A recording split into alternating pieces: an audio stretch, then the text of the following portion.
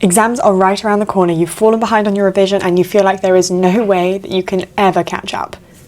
There is, and I'm going to take you through the step-by-step process that you are going to employ to make sure that you, no matter how far behind you feel like you are at the moment, you're going to walk into the exam feeling confident, prepared, and you will have gone through everything. First thing we need to do is accept that this is the position that you are in and stop wasting time on panicking. The worst thing that you can do right now is think to yourself, oh my goodness, I am behind.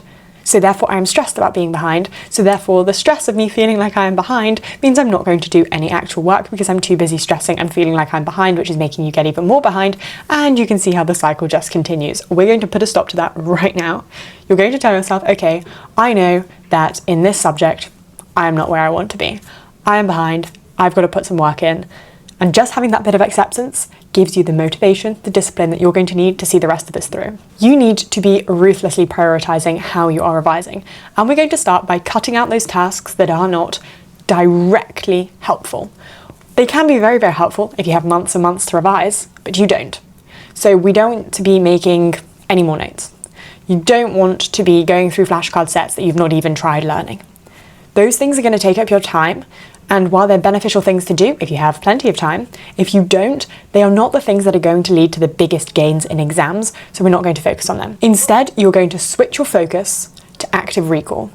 And active recall is going to be pretty much only what you do.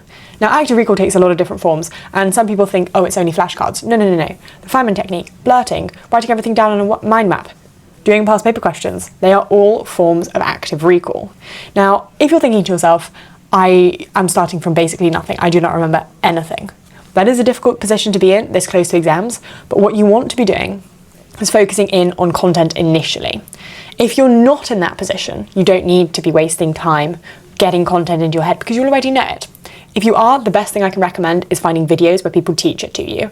So that's things like TL Maths for maths, free science lessons for science, similar things, Mr. Everything English for English. Those sorts of channels are going to be your best friend if you're in a position where you feel like you really need to get through content. But if you're not, you're going to start with past paper questions, or at least practice questions. If you don't want to use up past paper questions because you really want to be doing practice papers in the days leading up to the exam, that is a brilliant perspective to have. Just make sure you're finding practice questions that are relevant to your specification. The best places to find them would be places like Seneca, Physics and Maths Tutor, and Cognito. So you're going to try to spend roughly 60 to 75% of your time doing practice questions, and the other 40 to 25% being review. So the way that we're going to do this is we're going to create a little bit of a feedback loop. So say you sit down and you go, okay, biology is a subject that I'm not doing very well in, that I really want to improve in, and today I'm going to do some questions on photosynthesis. Okay, you're going to get a bunch of practice questions up, find them anywhere, Physics and Maths Tutor, for example, go through them.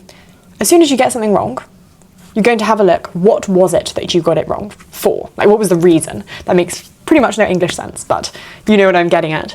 If it was because you misunderstood a concept, if it was because there was, I don't know, a definition that you got wrong, or could you not apply an equation, or whatever it is, you're going to identify it, and then you're going to go back to content. You're going to find a textbook that you really trust. You're going to find your class notes, whatever source of information you genuinely really trust to give you the right answers, you're going to go back to it, and you're going to reteach yourself that content, and then you're going to go back and you're going to re-answer that question, and you're just going to keep working through question packs using that loop of try, get something wrong, review the content, try again. Now, for the days that are remaining until this exam that you are sort of dreading, what we're going to do is we're going to create a minimum viable plan. What this involves is you studying 3 to 5 topics every single day, a past paper every 2 days, and scheduling in enough time to rest and also to study for your other exams. But throughout all of these sessions, you're going to be thinking about this feedback loop that we've just gone through, maintaining active recall as much as possible, even when you're going back to the textbook or the video or your class notes that is giving you this sort of content refresher as you're going through past paper questions. Don't be doing that passively. You should be using the SQ4R technique. That would be the one that I would recommend the most. I would normally say, or you could use question bank, but you don't have the time for doing question banks.